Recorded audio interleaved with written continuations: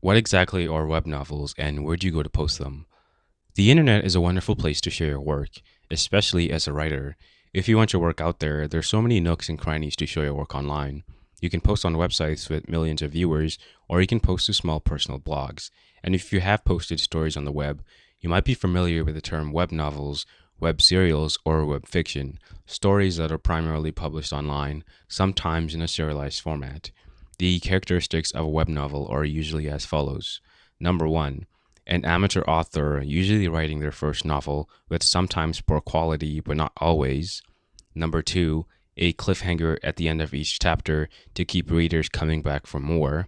To expand on this, essentially, if you're waiting for the story chapter by chapter, you're expected to have a certain level of excitement, especially in the first couple of chapters, something to keep people's attention. This is where the term web serial comes from. Think episodes of a TV show and compare that to episodic chapters in installments. This often means a very fast paced story, though things can slow down once you've established an audience. Number three, web novels are also home to niche tropes and audiences, and due to the online nature of web novels, you'll have audiences that will fight you at every turn, discussing every trope, every plot point, and every character decision.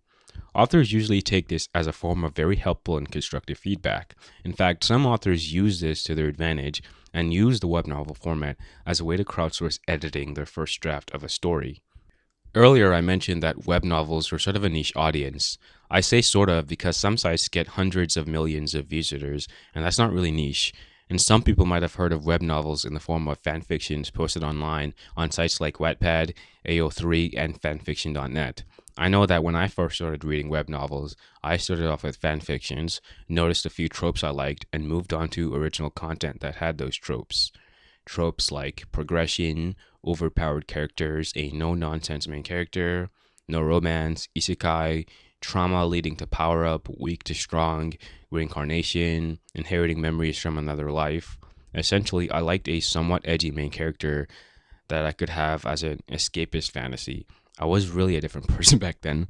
Moving on, a more accurate statement would be that web novels are niche in some parts of the world, known in certain circles, and in other parts of the world are a prevalent form of culture. Web novels are more of the norm and are extremely popular in countries like Japan, Korea, Russia, and China. Some of you might be familiar with light novels in Japan, which are just refined versions of web novels, having usually undergone editing through magazines and publication houses. The usual pipeline of a successful web novel in Japan goes like this. An author posts their works on a site, most likely Seiatsu, Kakuyomi, or Pixiv. Then the most popular works get picked up by publishers, edited and released as a physical novel. Their paperbacks or tankobon in Japanese. Then the most popular light novels often get a manga adaptation.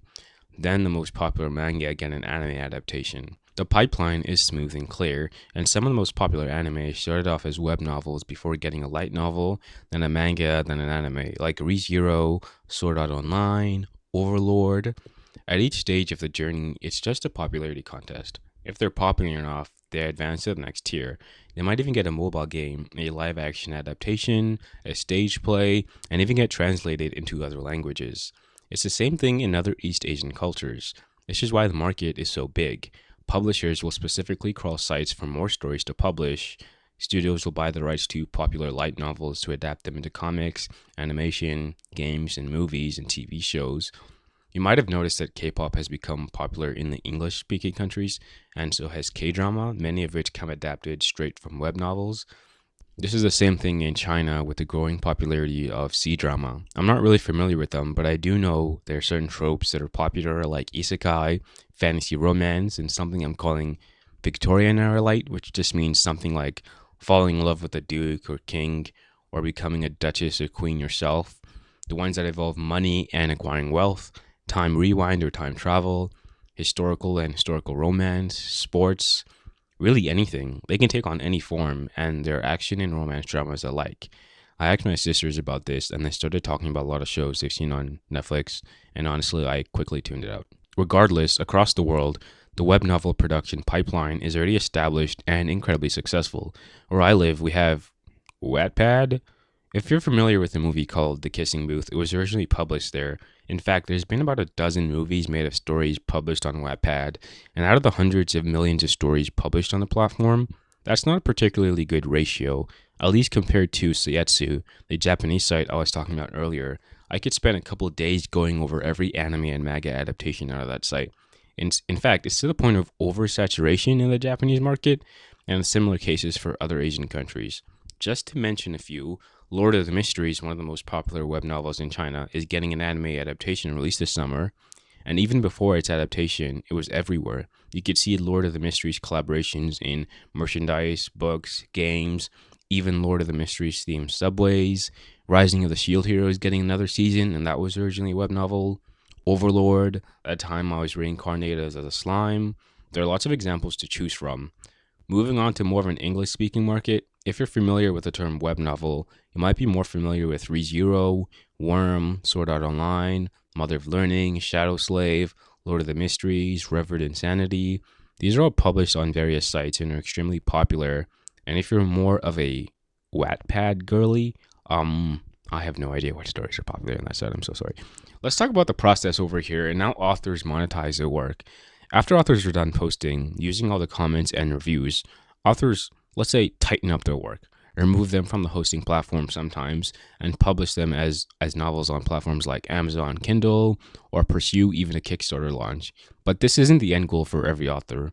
Some authors just leave their work to read for free forever, and even if they do launch it somewhere else, they just leave it for free up forever. But the added boost from an already loyal fan base helps to promote their work. But before they even publish their work, they usually employ a Patreon system to generate revenue, offering advanced chapters in exchange for money. Authors can also paywall chapters, rely on donations, and support to write full time. This, coupled with complete creative control over the story you want to tell, means you're on your own. This comes with upsides as well as downsides. You have to market the book yourself. There's no company to help you. This can be really frustrating as digital marketing is hard. It's always changing, so you have to stay on top of your game and keep up with the demands of the market. And that some authors can't really do that when they're writing at the same time. Additionally, you have to write a lot, usually on a weekly schedule for sometimes years. One author I followed wrote a chapter every Monday, Wednesday, Friday, with an average of 6,000 to 8,000 words for almost 8 years.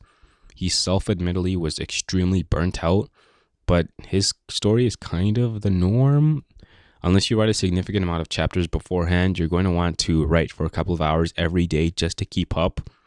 Readers love to binge read and wait for weekly chapters. They're going to be pressing you for more and more. They have a nigh insatiable thirst for chapters. Another pitfall is getting noticed in the first place. There's so much web novel content coming out that it's hard to stay afloat the storm. Numerous authors have released sometimes hundreds of chapters of a story, a detailed and wonderful world, fleshed out characters and progression, but aren't getting noticed. Their stories barely get a few hundred views, and this is kind of a travesty. It's kind of why marketing is so important. Some breakout examples of web novels I would say have achieved the ultimate goal of getting their work noticed are The Beginning of the End, an anime that came out earlier this year, and it was originally a web novel. Although there has been some controversy over it. The fact that it even got an anime in the first place is a huge accomplishment. Another one is Shadow Slave. It's getting a comic adaptation soon. Dungeon Crawler Crawl is the breakout hit of the progression fantasy genre. It's already on book 7. Comic adaptation coming soon. Movie, TV show, it's getting everything. And I'm sure there's more I forgot, but I feel like web novels as a whole are in a really good place right now. And as for thoughts on the future, we are in the age of content. Companies want lots of IP and they want it as fast and as cheap as possible. Enter web novels. I have a feeling in the coming years, companies will turn to web novels to churn out content for the digital platforms, especially since that system already exists in East Asia. Whether that's good or bad, I don't really know. But what I do want to talk about is some of the more exploitative practices by some of these companies. I knew that Shadow Slave was extremely popular in web novel, and I knew that people didn't really like the platform, and I also knew that Shadow Slave was one of the most pirated web novels in the industry. But after reviewing web novel and going over some of the stuff, I kind of understand why, and I want to dedicate an entire video talking about why people pirate online web novels. So, see you in the next one.